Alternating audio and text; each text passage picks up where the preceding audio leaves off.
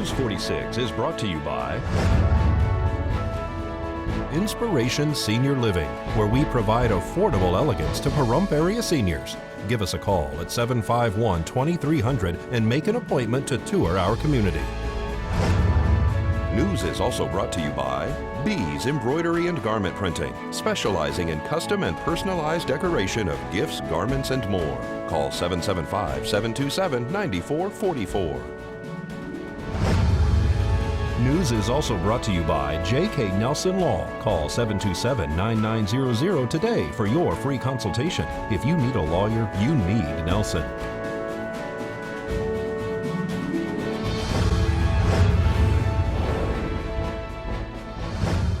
Tonight on News 46, a stalking suspect is seen in court. A vacant home is destroyed by fire. And VIP All-Stars Gym is getting ready for competition. News 46 starts now. You're watching KPVM News 46 with Deanna O'Donnell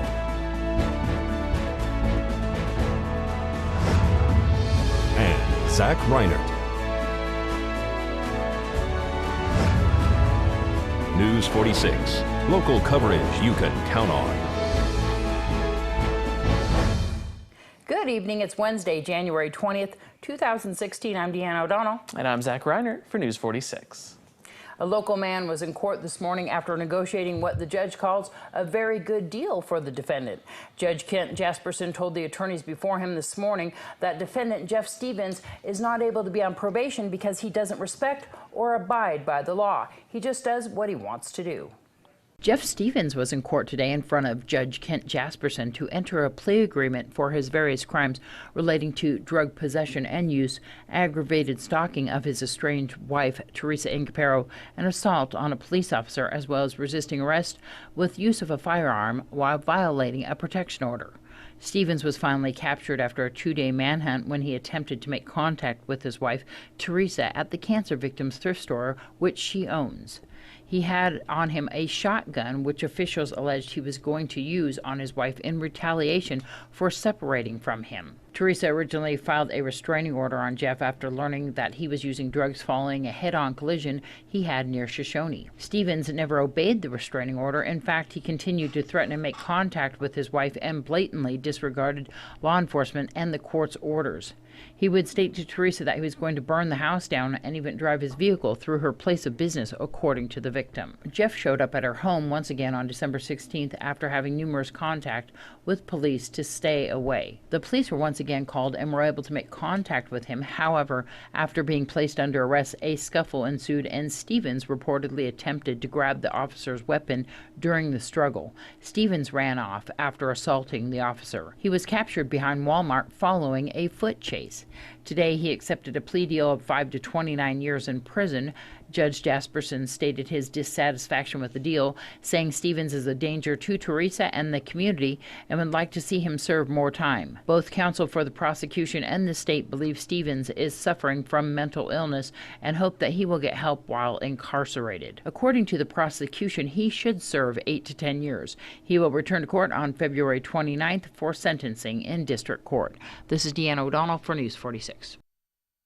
Desiree Lewis and Lee Daniels were seen in court yesterday for their formal arraignment following the arrest after allegedly shooting a woman in the leg in the cafe at the Pahrump Nugget on January 9th. The two fled the scene and were captured in Las Vegas the next day. The female victim was airlifted to UMC Trauma following the incident. She is expected to make a full recovery. Lewis and Daniels were charged with attempted murder and various other related charges. The incident reportedly occurred following an argument between two couples in the restaurant. The 46-year-old Daniels and 36-year-old Lewis had their bail lowered to $250,000 each and remain in custody at the Nye County Detention Center.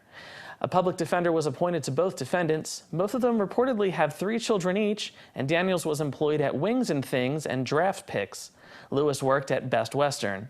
Pre-trial for both suspects is February 3rd at 1:30. A preliminary hearing is scheduled February 11th at 9 a.m. And an early morning structure fire lit up the night sky on the southwest side of town. Just after 3:45 this morning, we were dispatched a report of a structure fire. There was unknown exactly what the location was because it was observed from different viewpoints throughout the community. We in fact found it on West Gamebird in the area of Jaco. Upon arrival, we had a 2-story single-family dwelling. It was a vacant structure, however, it was fully involved with clearly fire through the roof. Was this a stick-built home? It was. It had been occupied up until approximately 5 years ago, where then it was repossessed by the bank, and now it is currently bank-owned. And so, was this a complete loss? It was. It was again, it was fully involved in our arrival. The fire well vented through the roof area. It was confined to the original building of origin. It didn't extend to any other buildings on the property. And of course, it didn't extend to any of the neighboring properties as well. Was there an issue with gaining access to this? Initially, we had precipitation yesterday. We had some significant rain throughout the valley. And as a result, this particular road access is a dirt road. And so the side roads were a little muddied, and as was the property, so it created some challenges and moving hand lines, things like that. We were extremely cautious on where we were placing the apparatus. We had to stay in the center part of the road, which didn't allow us good access for our water tenders to get to supply the engines. But overall, everything worked out well, and the fire was quickly placed under control. Defensive exterior attack using our master streams. This had no electricity to the home. How did the fire start, do you know? It's under investigation and is thought to be suspect in nature. We did have Valley Electric come out and evaluate whether or not there was any secondary means of power generation to the property, and there was not. And we also confirmed that, in fact, the meter was disconnected, so there was no power coming beyond the meter into the structure.